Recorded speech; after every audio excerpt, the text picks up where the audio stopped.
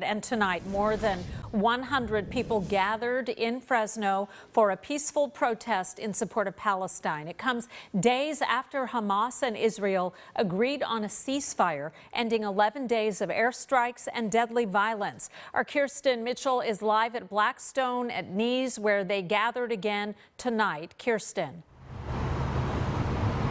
And Stephanie and Alexon, when I spoke with these protesters tonight about the ceasefire, they weren't impressed. They say it's not enough and the problems in the deeply divided region are far from over.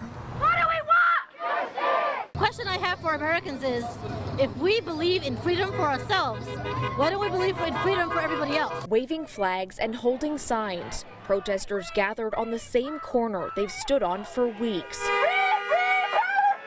with the same message. Let's move this nation to a space of understanding and accepting that we shouldn't be pouring billions of dollars into a state that terrorizes its people. Community leaders, pastors, and students stood united, calling for an end to what they called decades of oppression. The same systems that are constantly putting a knee on the neck of a George Floyd are the same oppressive systems that are reaching Palestine. Uzma Naz is terrified for her friend overseas. She's been there through the bombings. She has 4 kids.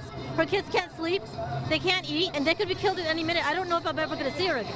Today, Secretary of State Antony Blinken met with Israeli and Palestinian leaders, announcing the reopening of the U.S. consulate in Jerusalem that had been shut down by the Trump administration, and pledging an additional $112 million in aid to the West Bank and Gaza. Palestinians and Israelis equally deserve to live safely and securely, to enjoy equal measures of freedom, opportunity, and democracy, to be treated with dignity. But for many who continue to protest, there's little faith the ceasefire will hold. I think that it is just a temporary ceasefire. It doesn't do anything about the apartheid. It doesn't do anything about the settlements.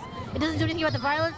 It doesn't do anything to end the colonization of Palestine. I want to stop screaming and crying for justice!